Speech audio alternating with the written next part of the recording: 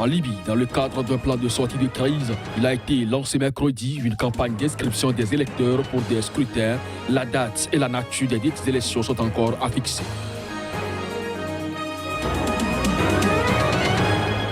Plusieurs dizaines de réfugiés palestiniens ont manifesté mercredi dans le sud du Liban. Ils dénonçaient la décision attendue de Donald Trump de reconnaître Jérusalem comme capitale d'Israël.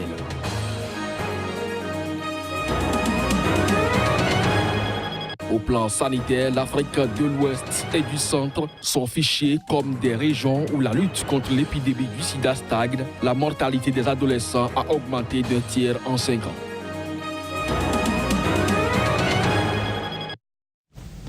Bonjour à toutes, bonjour à tous et merci de prendre le rendez-vous de cette session d'information sur SICA, lancement mercredi d'une campagne d'inscription des électeurs pour de scrutins en Libye. La nature et la date des dites élections sont encore à fixer. C'est dans le cadre d'un plan pour sortir le pays de la crise. Reportage. La Libye compte 3 400 000 d'électeurs potentiels sur une population de 6 millions d'habitants. Cette campagne devrait durer 2 mois. D'après le patron du HNEC, une instance considérée parmi les rares institutions crédibles et indépendantes en Libye depuis la chute du régime de Mouammar Kadhafi. L'annonce du lancement de la campagne a été faite par le chef de la commission électorale libyenne en présence de l'envoyé spécial de l'ONU pour la Libye, Ghassan Salamé, pour qui la meilleure solution pour départager les groupes rivaux en Libye était les élections. Mais la nature présidentielle ou législative de ces dernières était encore à définir. Il sera question d'inscrire au moins 1 million de nouveaux électeurs qui viendront s'ajouter aux 1 500 000 de Libyens qui s'étaient inscrits pour les législatives de 2014. Les autorités rivales à Tripoli et dans l'est du pays et de nombreuses milices s'y disputent actuellement le pouvoir. La commission électorale avait organisé les 2 premières élections en 2012 et 2014. Resteront cet exercice démocratique après 42 années d'interdiction sous la dictature de Mouammar Kadhafi. L'Afrique de l'Ouest et l'Afrique centrale sont fichées comme des régions où la lutte contre l'épidémie du sida stagne. La mortalité des adolescents a augmenté d'un tiers en 5 ans. Un constat qui représente un scandale pour les associations, tout comme l'UNICEF. Coalition Plus, un groupe d'ONG de lutte contre le sida, a dénoncé à travers un communiqué une réalité préoccupante. La mortalité liée au VIH-Sida en Afrique de l'Ouest et du Centre est plus du double de ce qu'elle est dans le reste de l'Afrique. Ce tableau a été présenté lors de la 19e conférence internationale sur le sida et les infections sexuellement transmissibles en Afrique qui se tient à Abidjan du 4 au 9 décembre. Cette région concentre à elle seule 20% des nouvelles infections au VIH et 45% des enfants naissant avec le virus dans le monde. Une situation qui s'explique notamment par le manque d'accès aux médicaments. Il faut remettre le sujet au centre des préoccupations nationales et passer à la cadence réponse d'urgence. Il ne s'agit pas d'une situation chronique dans notre région, il s'agit d'une situation d'urgence. Il faut mobiliser la société dans son ensemble. Et le fait que la mortalité des adolescents de 15 à 19 ait augmenté de 35% est un scandale.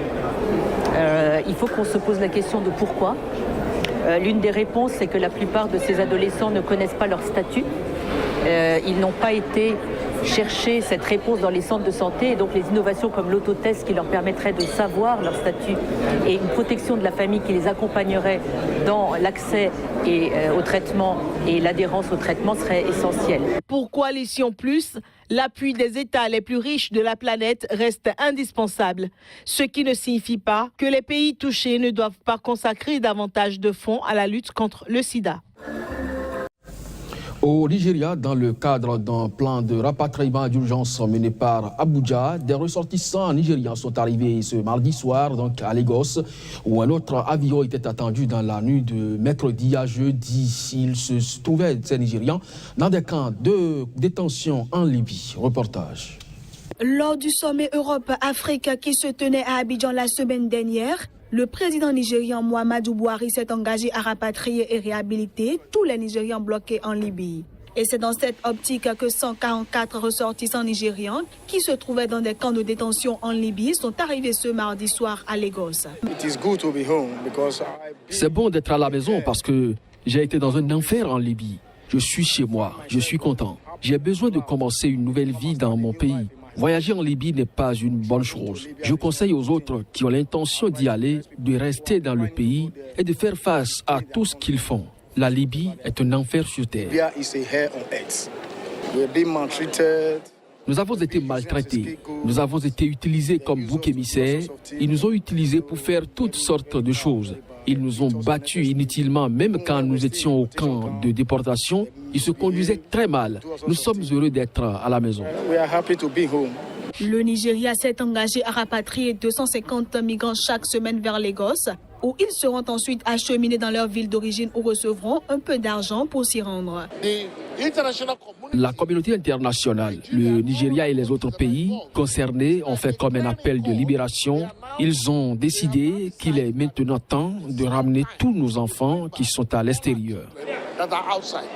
Géant de 190 millions d'habitants, le Nigeria est le premier pays d'émigration illégale en Afrique de l'Ouest.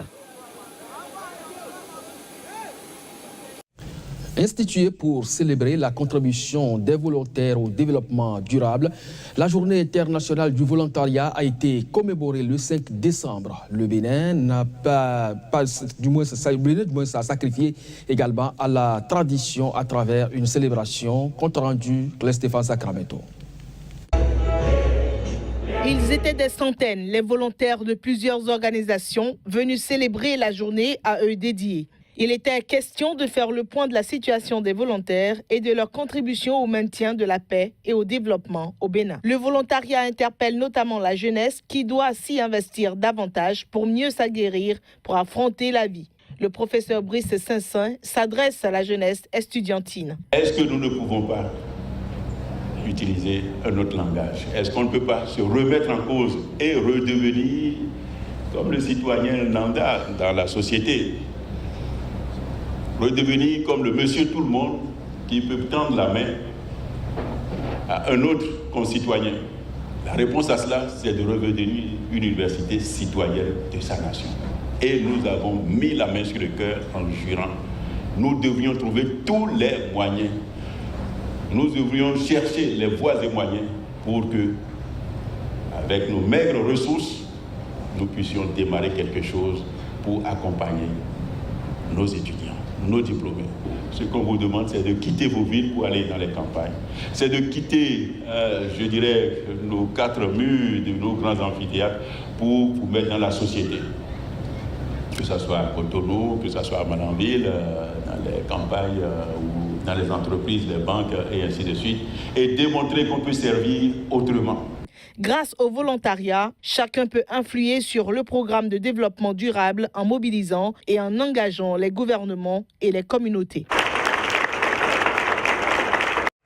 En Afrique du Sud, le vice-président Cyril Ramaphosa se positionne en tête dans la course au soutien pour la succession du président Jacob Zuma à la tête du Congrès national africain. Il devance ainsi l'ex-patronne de l'Union africaine, Nkosazana Dlamini Zuma.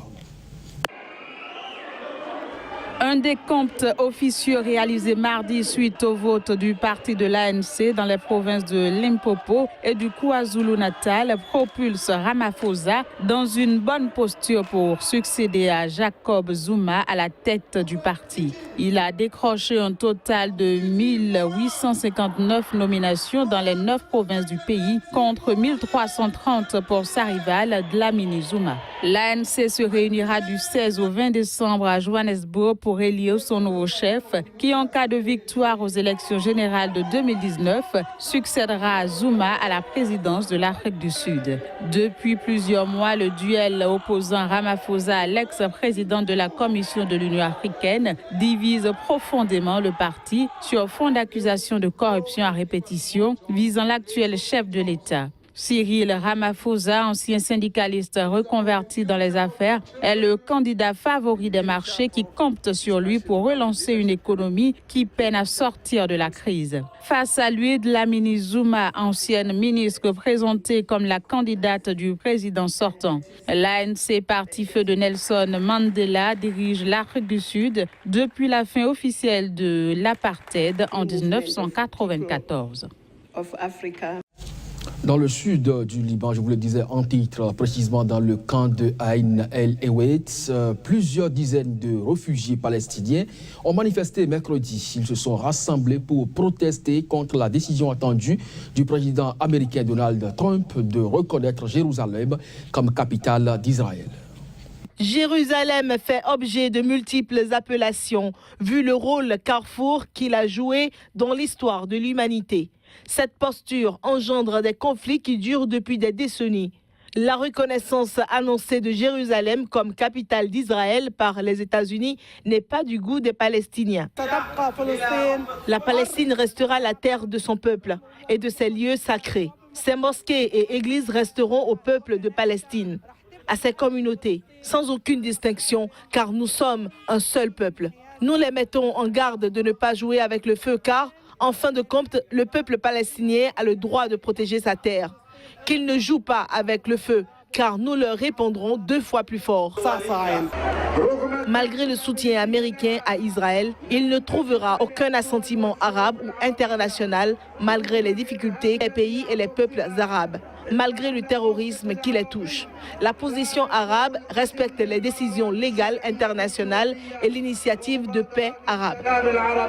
Jérusalem abrite à quelques centaines de mètres de distance entre les murs de la vieille ville des sites saints pour des milliards d'individus. C'est le 3e lieu saint de l'islam où le prophète Mahomet se soit rendu. La mosquée Al-Aqsa, qui se trouve aussi sur le site, lui donne souvent son nom.